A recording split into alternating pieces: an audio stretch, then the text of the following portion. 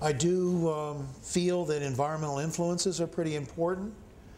When I see someone taking a history about a water damaged building and they say, is there any mold in your home? No. Okay. How about fish? You eat any fish? No. And to think that that has covered water damaged buildings is just plain wrong. If you look at new construction now, that's usually an investment of a developer to put up a building quickly. And if you think about it, where we are, a master plumber, if you can find one, is going to charge 60 bucks an hour. And someone who's not a master plumber doesn't charge $60 an hour. And if you're at the bottom line of putting up your building fast, who are you going to hire? And is the master plumber likely to make fewer errors hooking up pipes right, or have fewer pinhole leaks in the T of a copper pipe behind the shower?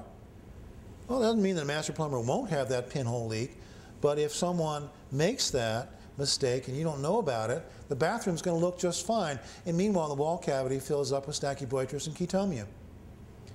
And if you said, is there visible mold in your home, thinking that was a good environmental history, well, no, it's not. And then how about a crawl space?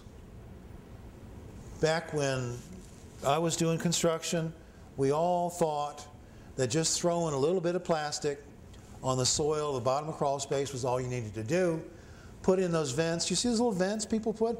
Oh yes, open the vents in summertime to let air blow through and dry out the crawl space.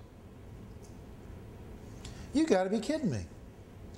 Who in the world would agree that all you did by opening that vent was do anything other than bring warm, humidified air into an area that had earth temperatures constantly, creating potential for condensation in this dark, dank place? And then we're going to put our HVAC ductwork in this. We're going to take some sort of metal trunk line, which might be hooked up to an air handler with some sheet metal screws, and maybe there's a piece of tape put around it. And this nice trunk line, and then it's going to have right angles, and you can get a flexible fiberglass duct that's held with 1 or 2 pieces of strapping that runs for 8 or 9 feet.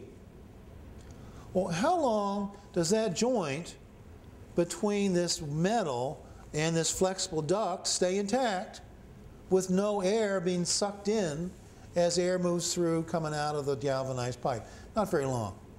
And so now we have microbes growing in a crawl space, some creating bioaerosols that are being sucked together with moisture into, it doesn't have to be one of these flexible ducts, it could be these fiberboards as well, into a area that's hooked into a vent, in a little vent boot in your place. And now the moisture, because it sags between the 2 hangers, moisture collects in the little valley, and now some of those microbes grow because of the cellulose in the moisture. And the guy says, there is no water intrusion in my home at all.